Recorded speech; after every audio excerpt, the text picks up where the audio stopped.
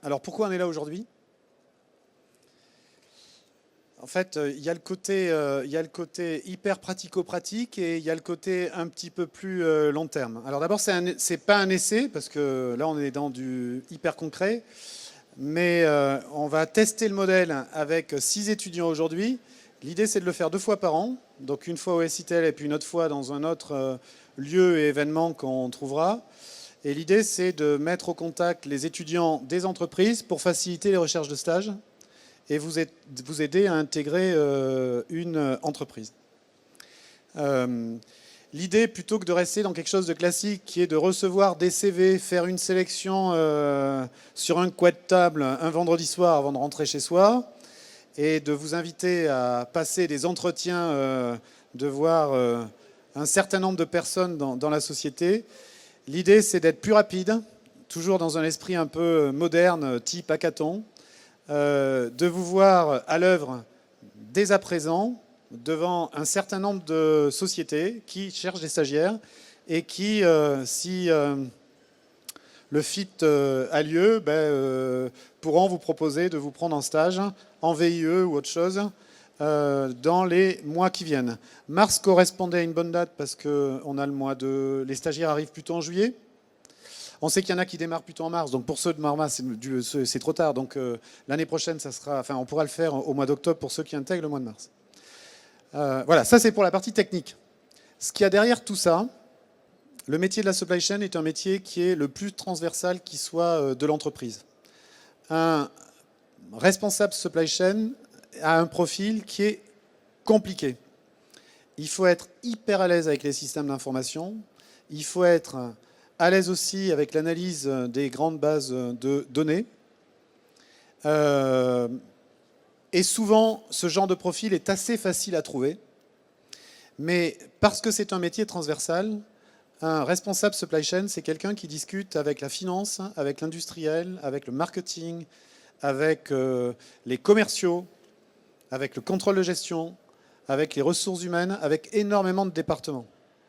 Et quand vous avez été habitué à bien traiter les bases de données et à développer des macros hyper complexes sur Excel, souvent vous êtes désarmé face à cette transversalité-là, et c'est là que le bât blesse. Donc le message derrière tout ça, c'est, et on a commencé à avoir un certain nombre de discussions avec les écoles, c'est de bien faire attention à former les étudiants sur la partie technique, mais la partie soft est souvent au moins aussi importante. J'ai un collègue qui parle toujours de la sexy supply chain. Alors par le mot sexy, il ne faut pas y voir autre chose que cette capacité à bien se présenter, cette capacité à bien parler, cette capacité à écouter, cette capacité à comprendre la vision de l'entreprise et à faire adhérer l'ensemble des départements qui ont tous souvent un intérêt opposé à travailler tous dans la même direction. Il faut savoir être capable, des fois, de faire perdre de l'argent à un département pour que la société soit capable d'en gagner. Voilà. Et être capable d'éviter que chacun de son côté continue à optimiser son sous-système. Voilà. Le patron supply chain, c'est quelqu'un qui lutte contre les perturbations. Les perturbations, elles sont externes, mais elles sont aussi beaucoup internes. Donc l'idée est que vous montiez sur l'estrade. Serge, on a 10 minutes par personne? Oui, chacune des personnes, donc on en a 6 au total avec des backgrounds extrêmement différents, école de commerce, école d'ingénieurs, etc. On n'a pas que des spécialistes en logistique ou en supply chain, mais ils sont tous intéressés par un CDD, un VIE, un CDI, un projet en supply chain. Okay, ils ont 10 minutes, ils ont préparé leurs slides, les supports étaient libres. Ils vont d'abord en 3 mots vous dire qui ils sont et ce qu'ils souhaitent obtenir, la date, et ensuite le projet sur lequel ils ont participé, travaillé totalement ou partiellement. 1 ou 2 minutes à la fin de leur intervention pour éventuellement des questions. Et à la fin des 6 présentations, bien entendu, ils ont à vos dispositions des CV papier et ils seront prêts, bien entendu, à répondre à toutes les questions que vous pouvez avoir. Et on démarre par Abdel Majib, qui vient donc du Maroc et qui va vous présenter le projet qu'il a développé.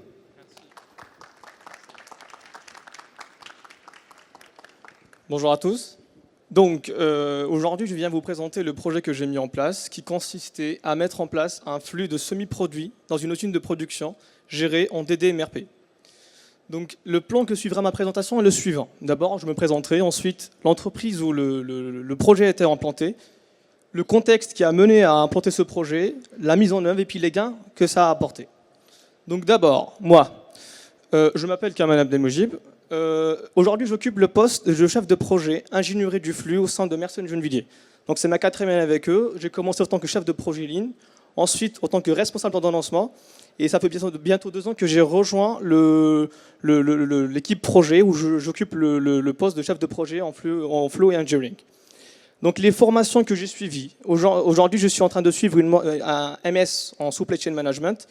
Avant, j'ai fait un master en génie logistique et supply chain. J'ai fait une licence pro en lean management et j'ai un DUT en qualité et logistique industrielle et organisation. Voilà. Et donc, je suis à la recherche d'un CDI à partir du mois d'octobre 2017. Donc d'abord, l'entreprise, elle s'appelle Mersen. Elle se situe à Gennevilliers tel que son nom le montre. Elle est spécialisée dans la production des pièces à haute température et à haute pureté et densité, telles que les pièces aéronautiques, les pièces d'électroaéroérosion, les pièces pour l'industrie de la métallurgie et les pièces pour l'industrie du verre. Donc on peut voir des exemples en bas. Alors, le contexte qui a mené à lancer ce projet est d'abord le marché que nous occupons demande de plus en plus de volume de livraison. Ensuite, on a de la concurrence qui est apparue sur les différents marchés et donc ce qui implique qu'on a un taux de service client à améliorer et à maintenir. Bien sûr, sans perdre de vue cette notion de réduction des coûts. Donc, il y a eu un premier projet où je n'ai pas participé, qui a consisté d'abord à segmenter les lignes de production de notre entreprise. Donc, avant, on était organisé en silos, et donc ça fait le spaghetti que vous voyez tout en haut. Les flux s'entrecroisaient. Et le projet qui a été mené dans un premier lieu a consisté à fractionner la production en lignes de production R pour repeaters, donc toutes les séries répétitives, un atelier stringers, donc pour toutes les pièces exceptionnelles exotiques. Et bien sûr, en haut, un atelier de sciage et de traitement thermique. Et dans la continuité de cet objectif, j'ai été appelé par l'équipe projet de trouver une autre idée pour encore davantage améliorer ce lead time. Donc l'idée que j'ai eue est donc de tenir un stock de semi-produits fabriqués sur l'usine même, prêts à être montés sur les lignes, pour qu'on puisse livrer et réduire donc, le lead time qu'on propose à nos clients. Donc la première remarque que j'ai faite, c'est que les pièces qui sont issues de l'atelier de siège et de traitement thermique ne sont ni vendues, elles sont toutes montées sur l'une des lignes de production. Donc c'est bien évidemment là où sont fabriqués les semi-produits. Pour la mise en œuvre, il a fallu d'abord identifier les types de machines qu'il y a dans cet atelier. Donc il y a des scies et des fours de traitement thermique pour changer la nature de la matière, lui attribuer des caractéristiques spécifiques. Et donc, l'outil de diagnostic classique est une VSM. Donc, on a fait une VSM pour relever les dysfonctionnements dont souffre le flux. Et les dysfonctionnements qui, eux, impliquent notre lead time sont d'abord le lead time global des process qui s'ajoutent à ceux du sciage, et aussi tout ce que vous voyez en haut, donc le flux d'infos, toutes les informations de planification et d'ordonnancement qui sont faites à la vue sans standard supply chain. Donc les bonnes pratiques de la supply chain étaient absentes dans cet atelier. Il a fallu faire l'ingénierie des flux et donc de positionner d'une manière standard les différents buffers de façon à réduire et à fractionner le lead time. Donc ça a été fait en collaboration avec le service des méthodes qui ont apporté cette vision technique et standard de nombre de pièces qu'on peut tirer dans le même semi-produit. Ensuite, il a fallu dimensionner ces buffers. Donc, en se servant des calculs supply chain classiques, en partant des forecasts fournis par nos clients, les nomenclatures des différentes pièces, et donc des calculs supply chain, seuil de RIA Pro, stock de sécurité, écart type en fonction de ce qu'on a pu faire dans le passé. Donc, on a pu dimensionner ces stocks. Et comme le veut toujours le principe du DDMRP, la gestion du flux se fait d'une manière visuelle. Donc, j'ai créé, comme disait monsieur, avec une macro assez complexe qui venait chercher les niveaux de stock, interroger les encours, les quantités lancées, les quantités à lancer, et donc qui présentait d'une manière visuelle, sous forme de couleurs, qui aidait le réapprovisionneur du flux à prendre des décisions. On a un peu différencié le standard du DDMRP sur la couleur de rupture, qui est normalement en rouge bordeaux, mais on a pris le noir parce que le monsieur avait du mal à faire la différence entre le rouge et le rouge bordeaux. C'était juste pour précision. Donc là, c'est assez visuel et ça permet alors au réapprovisionneur de prendre des décisions, de lancer, et puis des propositions de quantité à lancer aussi. Et donc la partie intéressante, c'est les gains qu'a apporté ce projet. Donc bien évidemment, ça nous a permis de réduire le lead time parce qu'avant on proposait le lead time partant de la matière première jusqu'à la pièce finie. Maintenant, on propose un lead time qui part du semi-produit jusqu'à la pièce finie. Et donc on est passé de 8 semaines à 4 semaines en moyenne. Notre taux de service s'est donc amélioré, on est passé de 70% à 98% sur les lignes repeaters. Et donc on pourrait me dire qu'on a mis des stocks partout et donc ça risque d'augmenter le DIO. Eh ben non. Le DIO, comme on a essayé de tendre le flux au maximum, le DIO il a baissé, il n'est pas d'une manière exceptionnelle, mais on est quand même passé de 4 mois à 3 mois de DIO sur l'ensemble du flux. Donc voilà, merci pour votre attention. On a une petite remarque avec Jean-Michel. On en a vu pas mal des présentations sur le DDMRP, des parfois très claires, parfois peu claires, et très très souvent peu claires. Et celle-là, je pense que c'est la meilleure. Bravo.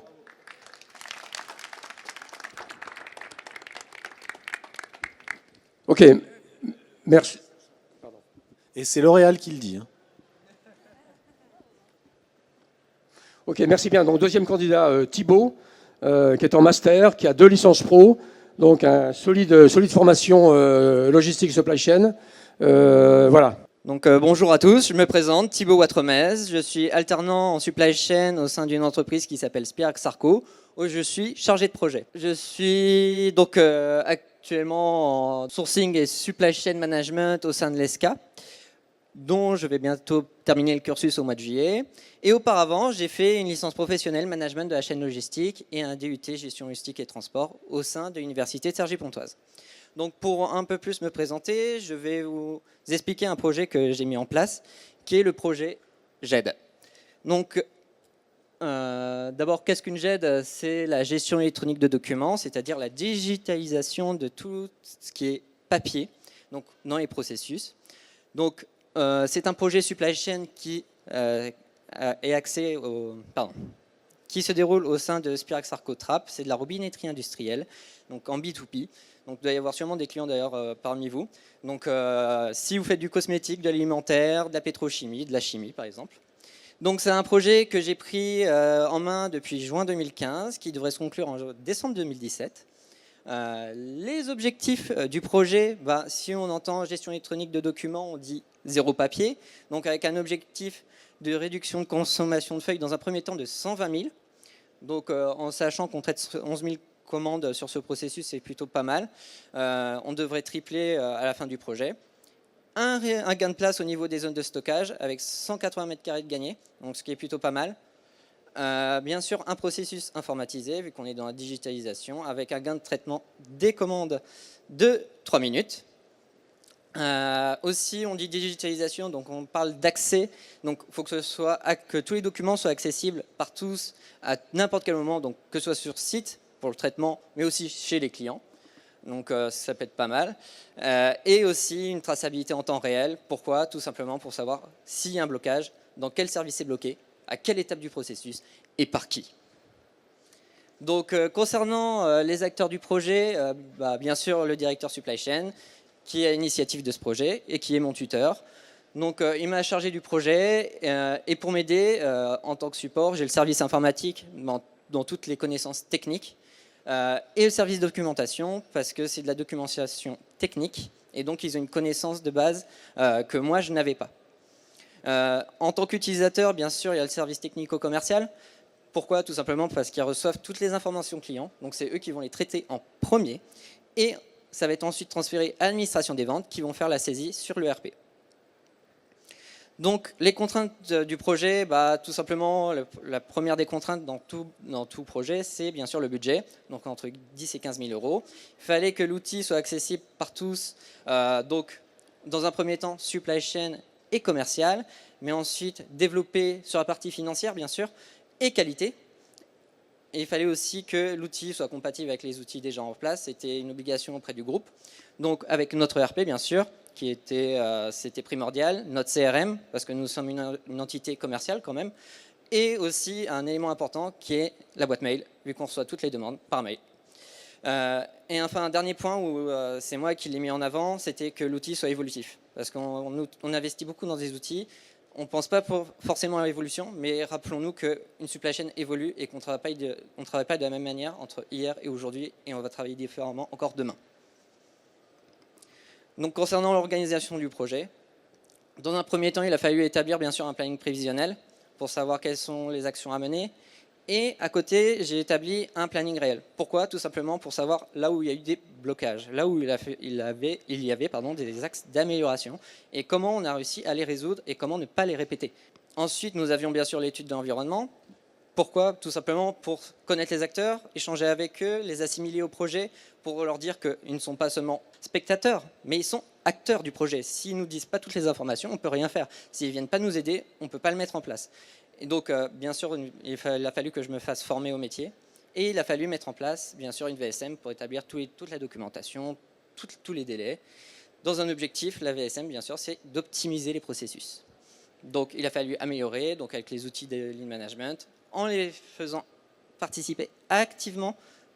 Et donc, ça a permis d'optimiser l'ensemble du processus de chaque poste. Par la suite, une fois qu'on avait fait ça, il fallait lister l'ensemble des fournisseurs. Pourquoi? Pour avoir tout le panel, pour connaître tous les outils et toutes leurs différentes fonctionnalités, pour trouver celui qui correspondra au mieux à nos besoins. Donc, il a fallu prendre des rendez-vous, discuter avec eux, étudier les devis, parce que des fois, il y a des différences, et sélectionner le bon fournisseur.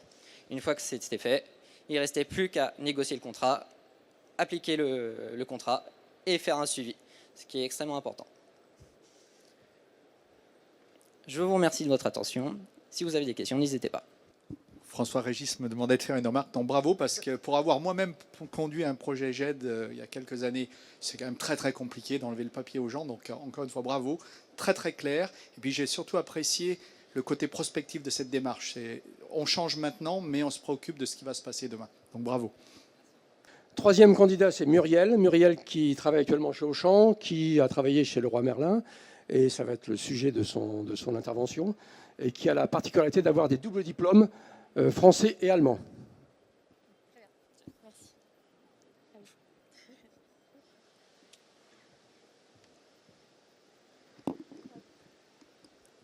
Bonjour à tous. Je vais me présenter donc d'abord rapidement sur mon parcours, ensuite sur le projet que j'ai mené en supply chain chez Leroy Merlin, et enfin ce que je recherche comme carrière en supply chain. Alors tout d'abord, un mot rapide sur mon parcours. Donc, après le baccalauréat, j'ai intégré le programme 16e de Neoma Business School. Il s'agit d'un programme en 4 ans en management international. Donc, mes 2 premières années d'études ont été effectuées en Allemagne, à l'ESB à Reutlingen, et mes 2 dernières années d'études à Reims, à Neoma Business School.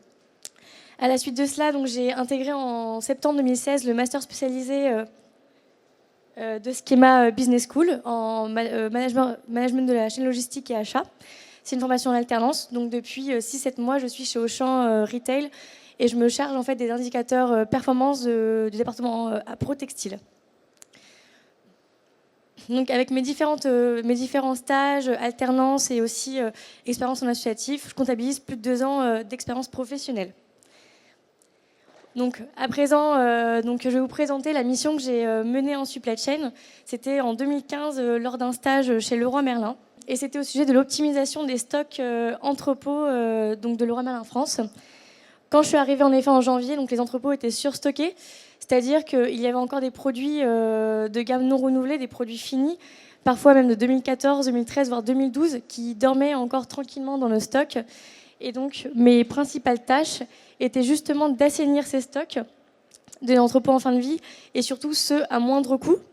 Et également favoriser l'écoulement auprès des magasins Leroy Merlin et développer, imaginer des nouveaux process de liquidation plus efficaces, plus innovants, mieux adaptés. Donc pour ce faire, les actions oui, ont été vraiment une collaboration quotidienne, que ce soit avec justement les équipes APRO, avec des sous-rayons qui étaient concernés, que ce soit aussi les magasins et les entrepôts. Mais également, donc, en fait, la principale action qui a été menée, c'était savoir fait des promotions en interne sur le prix de cession qu'on proposait aux magasins, parce que justement, ça leur permettait de redynamiser leur commerce sur place, puisqu'ils étaient vraiment demandeurs. Ça leur permettait d'avoir des produits à 50%, 40% de réduction, de les proposer dans leurs magasins, sur des TG, des tracts locaux, des offres promotionnelles. Et donc, soit ils le faisaient à des prix défiant toute concurrence, ou alors ils les faisaient au prix fort et ils avaient une super marge derrière. Donc c'était que des points positifs. On a eu des très bons retours de la part des différents magasins Leroy Merlin. Et donc pour justement suivre ce processus de promotion, on avait mis en place un site intranet où ils pouvaient retrouver quotidiennement les photos de ces produits en promotion, avec les prix réduits, les stocks en entrepôt qui restaient, etc. Et à côté de cela, il y a eu aussi l'organisation en amont des soldes entrepôts été 2015. Donc c'est comme des soldes, comme vous et moi, quand on va faire notre shopping été ou hiver. C'est juste que là, cette fois-ci, c'est en interne, avec également des démarques et donc des communications régulières, des teasings. On avait carrément fait passer des vidéos dans les télés des salles de pause des magasins, histoire d'interpeller les chefs de rayon, chefs de secteur qui seraient justement intéressés par ce projet.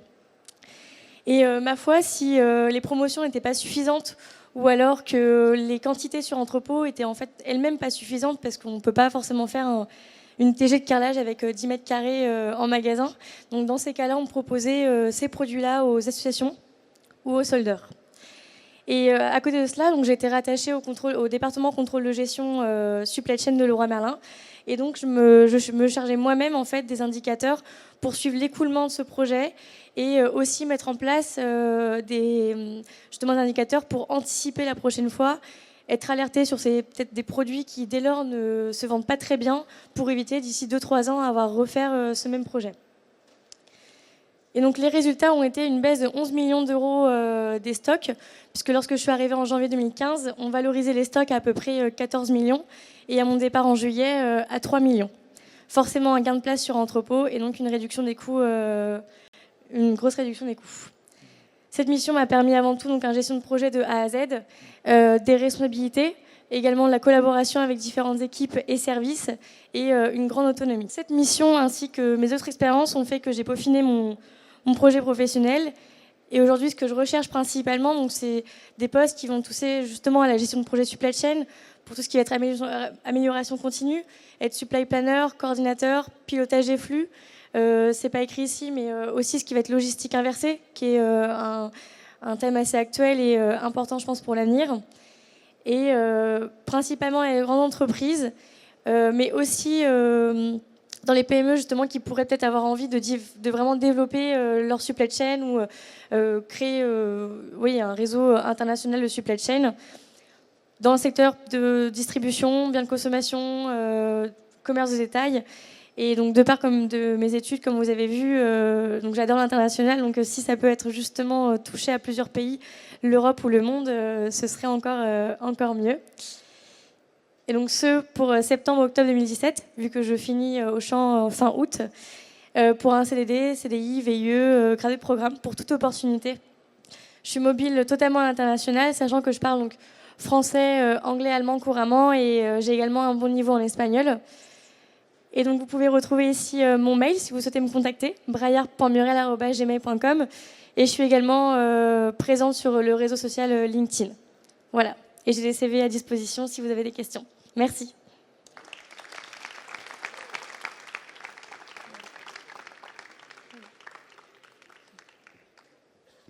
Vous avez été impressionné aussi, non ? Comment ? Je pense que vous avez été aussi impressionné. Ah non, mais moi aussi très, très impressionné. Bravo pour votre présentation. La remarque que je voulais faire, donc, c'est que moi, je dirige une société de logistique. C'est que des produits qui tournent pas beaucoup, il y en a partout. Ce que vous présentez est extrêmement concret. Donc déjà, c'est avec des résultats qui sont tout à fait probants. Donc c'est un vrai cas concret. Et puis ce qui est, je trouve, remarquable, c'est que la mission que vous avez conduite est totalement transverse. Vous parliez d'appro, de magasins, d'entrepôts, et ce qui correspond tout à fait à ce à quoi est confronté aujourd'hui les métiers de la supply chain. Donc bravo pour votre présentation. Excellent.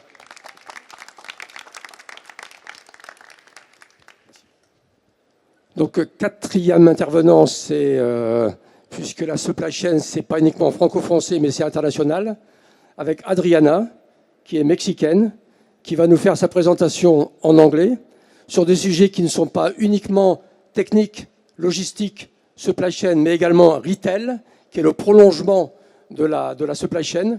Donc, des applaudissements pour Adriana, qui pour la première fois monte sur la chaîne.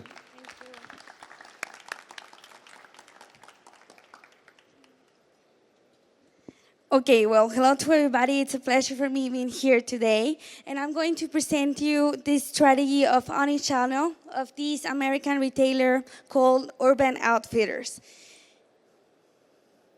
Okay, this is what we are going to cover today. First, I will talk about a bit about myself, then about the company, their strategy, my personal analysis, and recommendations. I was born in Mexico, born and raised. I started there my university studies. I did my bachelor in marketing.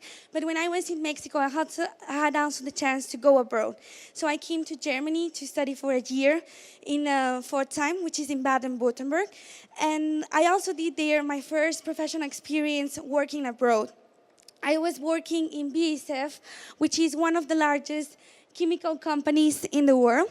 And after that, I came back to Mexico to graduate on May 2016, so that was last summer. And just after, I came back to Europe to study the Master in Management at the ECCP Europe. Now I'm doing a retail management specialization, and I'm looking for an internship on retail and channel management, marketing, or sales. So now we're going to cover what is Urban Outfitters. So let me tell you more about this company. First of all, they are the leading retailer on lifestyle specialty company in the US, and their success relies that they have a very nice experience for the customer in store. So it's really engaging, very colorful. The customers have a lot to do there. And now in the US, they have around 240 stores. If you think it's a big number, well, it actually isn't. Because if you compare it with their competitors such as American Eagle or Abercrombie, they have like 900 stores only in the US. They are also present outside the US, mainly in Europe with a few stores, and only in 2 cities in Asia. And last year, they said that they were following an omni-channel strategy. This was very successful because now 25% of their sales are due to the digital channel. What were they doing before? Before, they had a multiple channel strategy. This means that they were having the store, they also had sell online, they had the app, but the channels weren't connected. So for example, if you're a customer and you were trying to buy something on your phone, but at the end you wanted to finish your shopping on the website, you couldn't do it. Or if you were shopping in the website and then you wanted to pick up your stuff at the store, that wasn't possible. So they switched into an omni-channel strategy where all the channels are connected. I found this very nice quote about multi-channel and omni-channel. What's the main difference? And if you see, multi-channel is focused on every single channel, but the omni-channel is focused on the customer needs, on their requirements, on their lifestyle, and of course also in the revenue, but as an overall. Okay, now this sounds really cool. But there are also some stuff we have to take into consideration. For example, the first thing is that there is a high number of touch points. So yes, we're going to be closer to our customer. Why? Because now we can reach them through the phone, through social media, the website, etc. Which is something really good, because there are some studies that says that only omni-channel shoppers, they tend to buy 3.5 times more than regular shoppers, which is something really amazing. We can also get more revenue through saving cost. Why? Because, for example, if the customer is buying online and they decide to pick up the stuff in the store instead of having home delivery, this is a saving cost for us. But then let's talk about the points that aren't so cool for this strategy. And the first thing is customer service, because you can say, yes, we're going to be closer to our customers and they are going to be happy and we know what they want, etc. But we also need to hire more people, to have more efficient systems, to be always around them and provide them the service they are looking for. Also, when we talk about e-commerce, everyone is saying like, yes, e-commerce is the best in Amazon, in Zalando, etc. But they are not saying that being online means to be in a 24/7 price war. Why? Because the customer, they just need to open another tab and look for the same product at a cheaper price.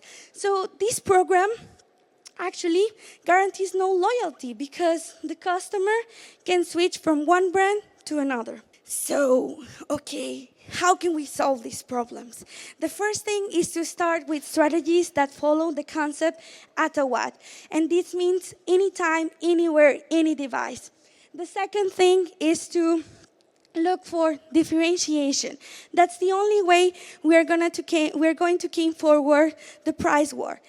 Another thing, it's about reinventing our merchandising mix. Yes, we're saying we're going to be closer to our customer, but to be close is not enough. How are we going to offer this new experience? Are we going to change our product, our quality, our prices? What are we going to do? And also another point is going abroad. As I told you at the beginning, Urban Outfitters is now located only in the US with a few presence on Europe. But what about Asian markets, Latin American markets, which are unattended at the moment? And last but not least, remember that it's not only about the presence. The customers are looking for a personalized customer experience. So this was all from my side. Thank you very much. And always remember to dream big. Thank you, Adriana. Usually we say, think big. And you're saying, dream big. That's a major difference. And you're just showing us a few amazing things. First of all, is that lots of companies, I think in France, have still not realized that we have to switch, and very fast switch, to the omni-channel, and not only to the multi-channel. And you're already there. And secondly, you're simply speaking about companies' core strategy, whilst we were addressing supply chain projects and strategies, and that's the major shift, and that's a new shift, I think, that we repeat and repeat in supply chain, is that we're not speaking about supply chain. When we speak about supply chain, we are speaking about core strategies of our companies. And that's a fantastic challenge. Thank you.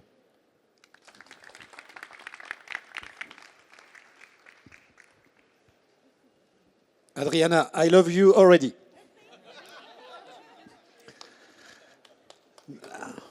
First, the topic is a very hot topic. And every company which is moving in the retail business is working on the omni-channel strategy. So as a student, being intern, working in this subject, I think it's you made the right decision. It's something which is very cool and very important. And then I was saying at the beginning that a supply chain manager should be able to share vision, to transmit and to share the vision, you have to transmit an emotion. And when you are on the stage, you are live. And we can feel your passion, we can feel that you are very well engaged, and we dream already. And this is something which is very important. So I don't know if there are people here looking at somebody working in supply on this type of subject. I'm sure it could be a good thing for you to join that company. Merci Vincent. Nicolas, maintenant, donc retour en France, mais on reste quand même dans les écoles de commerce, puisque Vincent est à l'ESCP. Nicolas, pardon. Bonjour. Alors, Nicolas est à l'ESSEC.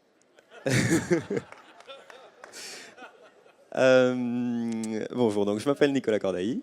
Je suis étudiant en master encore maintenant, dans une filière qui s'appelle management des opérations, et vous en doutez, on parle beaucoup de supply chain dedans, et avec un axe où on va également traiter beaucoup la donnée.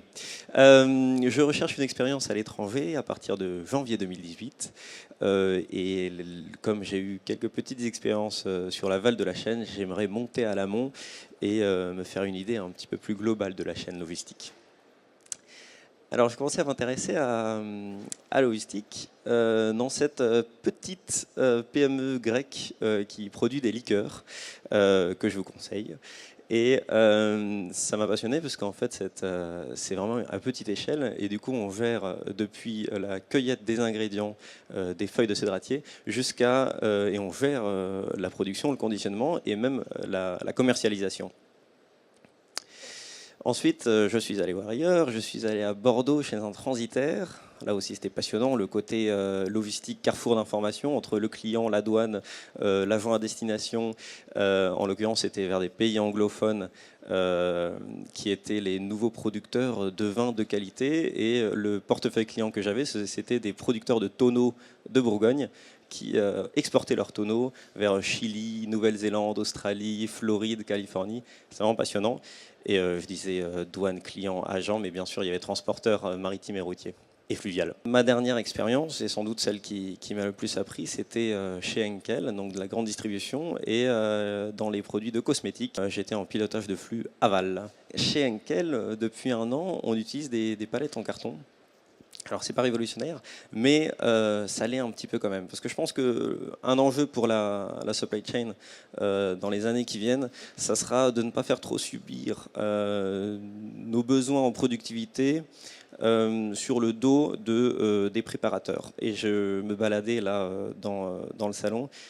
Et il y a énormément d'entreprises maintenant qui vendent des machines qui vont permettre aux préparateurs d'avoir un dos convenable jusqu'à 60 ans. Voilà, c'était vraiment très intéressant. Je vous conseille ces stands. Donc la palette en carton, c'est 20 kg de moins qu'une palette de type EPAL, Shep en bois. Et donc non seulement il y a le confort du préparateur, mais il y a la productivité qui s'améliore. Et surtout pour des flux cross-dock où on va énormément manipuler des palettes qui sont hétérogènes. Et c'était le cas, vous voyez ça, c'est un rayon de nos gels douche Fa. Plus on a de références, plus on est content du côté marketing Henkel. Donc on fait énormément de palettes très hétérogènes. On a besoin de beaucoup d'interpalettes. Bien sûr, il y a l'empreinte carbone qui est réduite parce que le transport est moins lourd, c'est le transport de ce pooling de carton. Et en plus, la société qui nous vend ça à des prix légèrement inférieurs à ceux d'une palette en bois, eh bien, elle recycle en circuit fermé ce pooling de carton. Parce que c'est cette même entreprise qui gère vos déchets des entrepôts. Alors la mise en place chez Henkel, ça s'est fait à l'initiative de Carrefour pour des flux cross-dock, mais on a été tellement convaincus qu'on a étendu cette pratique à d'autres clients, aux grands distributeurs. Et je le dis pas, mais en fait c'est FM Logistique qui gère tout pour Henkel, c'est notre prestataire logistique. Je dis notre, je suis resté très corporate alors que j'ai terminé mon stage.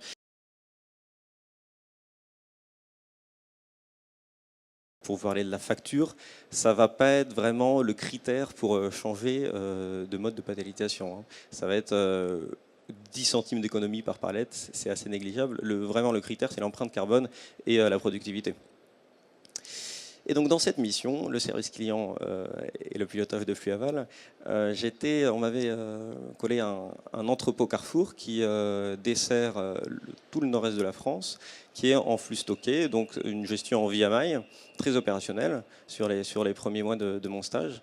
Et il y avait aussi le traitement des commandes pour un entrepôt en cross-dock de Carrefour. Il y avait le suivi d'indicateurs avec nos commerciaux, avec l'équipe transport d'Henkel. Et là, ce que j'ai beaucoup aimé, c'est qu'on suit les indicateurs en interne, mais aussi beaucoup avec Carrefour. On a des rendez-vous très réguliers et on va mener les actions correctives ensemble. Et il y a vraiment une collaboration avec Carrefour, avec notamment leur logiciel qui s'appelle OSA. Vous en avez sûrement déjà entendu parler beaucoup.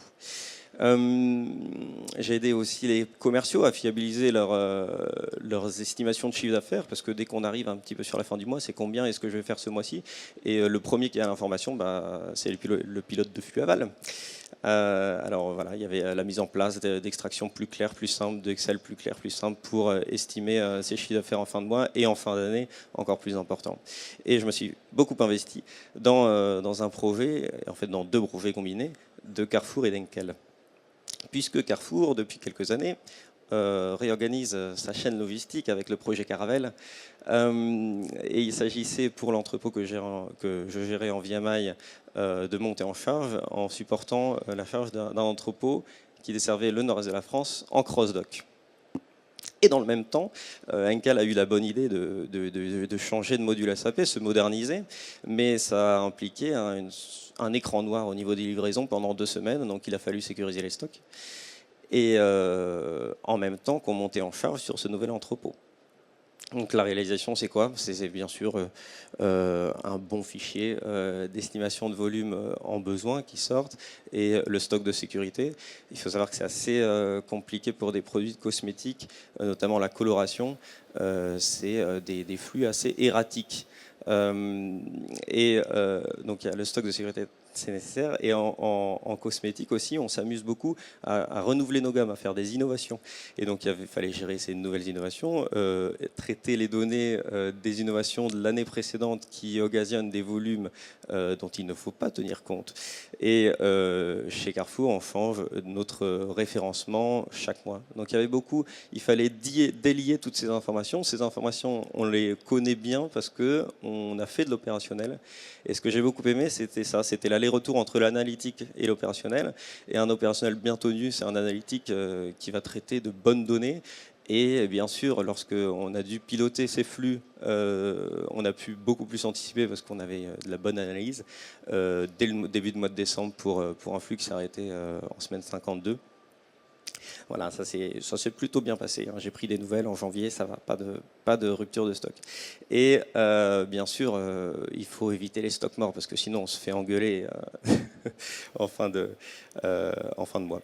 Et il a fallu estimer l'écrétage parce que Carrefour a dû supporter notre surstock. Non seulement des produits standards, mais aussi de la promotion, qui sont des volumes assez importants en début d'année. Et ça, ils nous l'ont facturé. Et bien sûr, il fallait faire une prévision fiable. Et toutes ces prévisions se faisaient en aller-retour avec Carrefour, avec nos commerciaux, qui devaient bien terminer leur année au niveau du chiffre d'affaires et avoir une prévision exacte. Voilà, donc je suis à la recherche maintenant d'un stage, d'un VIE, d'un CDD de fin d'études à l'étranger, peut-être en Allemagne, parce que je parle allemand.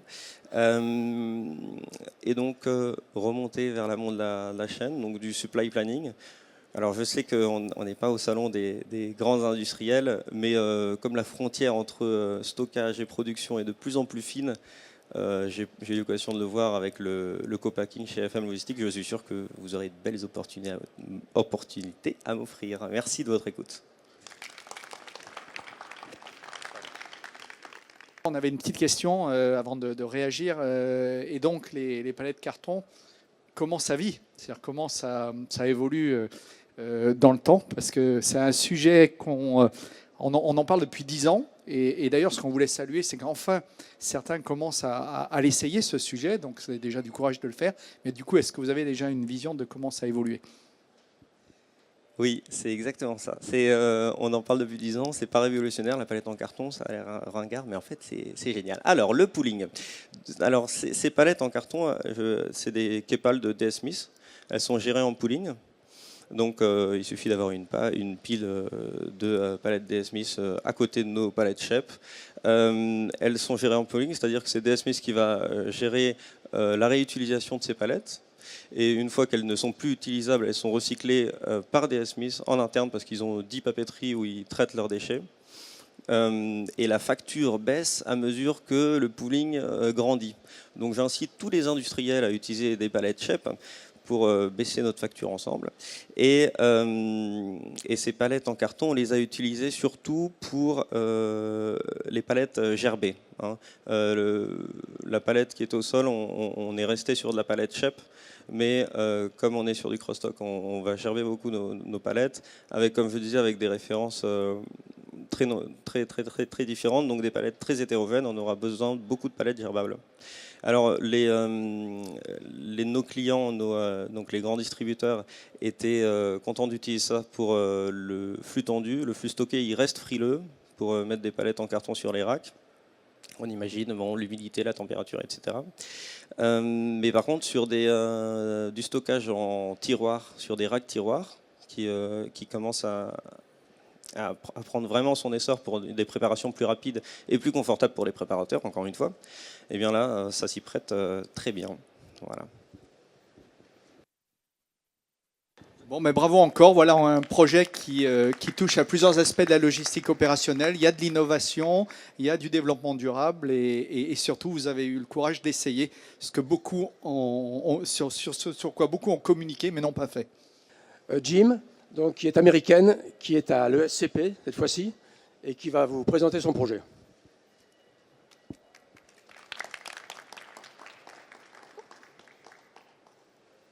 So allow me to start out by introducing myself. My name is Jill, and as you can tell by my accent, I'm not French, I'm American.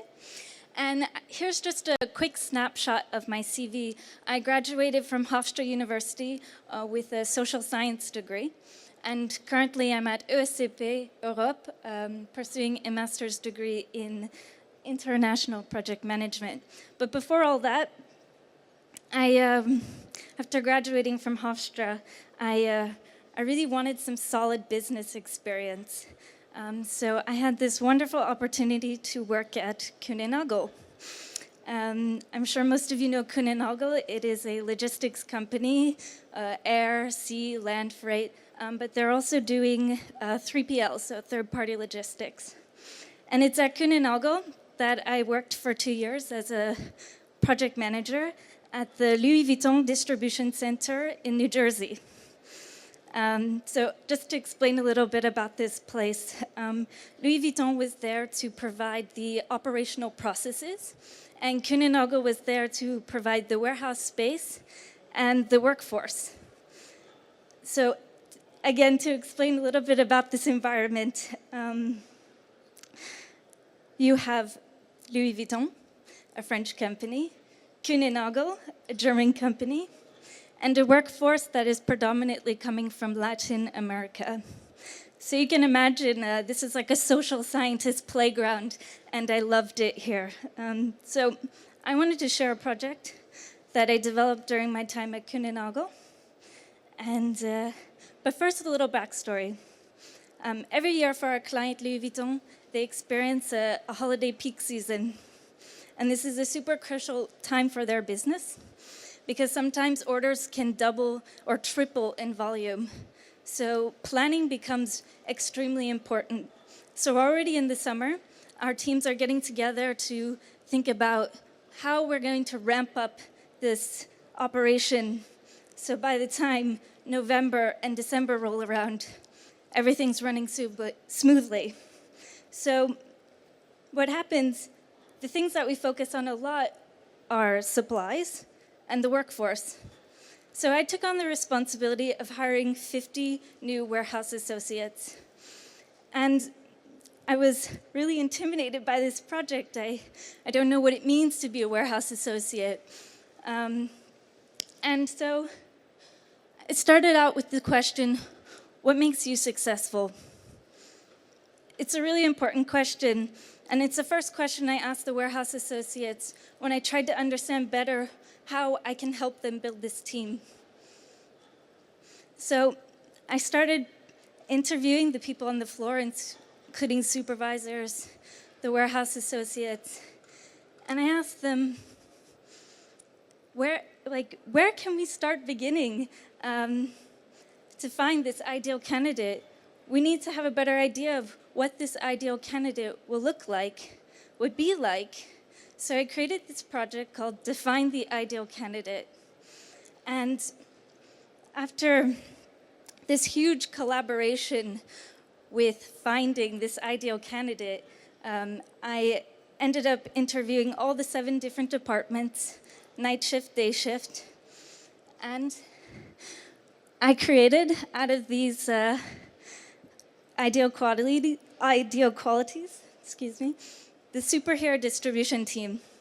So you can see I have the Ghost Rider from Night Shift, Iron Man from Day Shift, and the idea was that I took all these profiles and I made cards. And on one side you could see this superhero, super cute, super strong, and on the other side you could see all the qualities that these different departments made them successful, that they felt made them ideal. And I shared all these cards with the Kuehne Nagel HR team, the Louis Vuitton team, the temp agencies, and of course the distribution team. And together, we all had this better understanding, this very clear idea of what it meant to be successful and who we needed to hire. So in the end, we hired those 50 people, and I think we hired them in a way that was a lot more efficient and a lot more fun. So you manage things, you lead people. At ESCP Europe, we have professors of leadership. And my professor recently shared this quote with me in my class, and it reminded me of this project and what it taught me. Yes, we managed to ship to all the stores on time the Louis Vuitton product. But how did we do that? We did that by leading people to be collaborative and empower each other. And in the end, I think that's what makes successful projects and superhero teams. Thank you.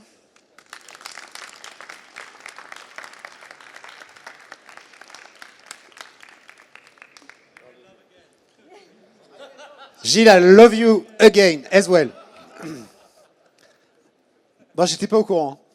J'étais absolument pas au courant que quelqu'un allait faire une intervention à propos de...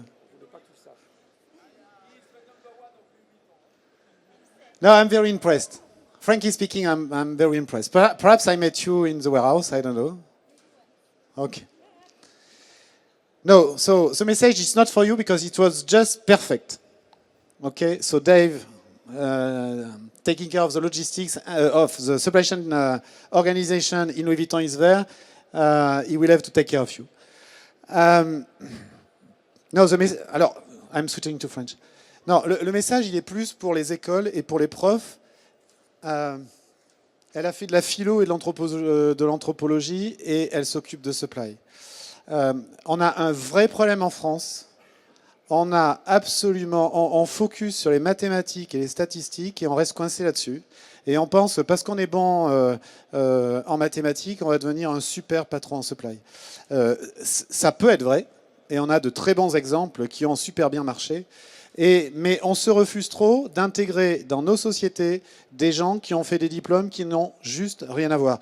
Et le lien entre anthropologie et sociologie, je ne sais plus, il n'est pas complètement évident au départ, sauf que la supply, c'est des gens avant tout. Avant d'être des entrepôts, des systèmes d'information et des produits, c'est des gens. Des gens qui peuvent être des managers, des gens qui peuvent être en magasin, des gens qui peuvent être en entrepôt, et c'est ça qu'on gère toute la journée. Donc peut-être qu'il y a un lien beaucoup plus évident que ce qu'on imagine entre l'anthropologie et la sociologie, et ce qui fait que cette présentation-là était une excellente présentation, et ça donne envie. Donc voilà, je pense qu'il faut ouvrir davantage à des gens qui ne sont pas des gens hyper rationnels au départ et qui sont plutôt sur une dimension plus sociale, plus artistique, plus littéraire et moins rationnelle et cartésienne. Parce que notre métier n'est pas si compliqué que ça. C'est des règles de 3. Voilà. Merci beaucoup à tous.